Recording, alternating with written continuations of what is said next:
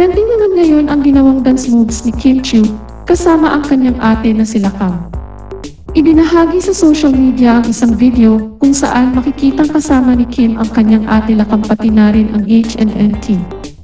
Ang sayaw na ito na nagpakita ng mga kakaibang galaw, nagdulot ng labis-labis na tuwa at papuri mula sa mga netizens.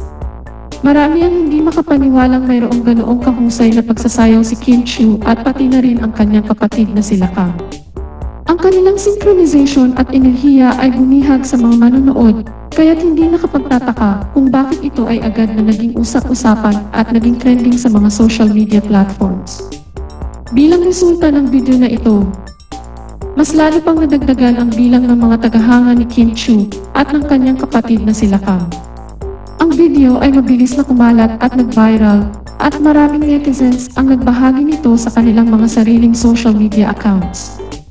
Sa kabuuan, ang video ng sayawang ito ni Kim Chiu at nila Kang ay nagpapakita ng kanilang husay sa pagsasayaw at kakayahan sa pagpapakita ng makulay na performance. Isa itong patunay na ang talento ay maaring maging instrumento para mapalapit ang mga tao sa isa't isa at maipakita ang kakaibang kasiyahan sa pamamagitan ng sayaw.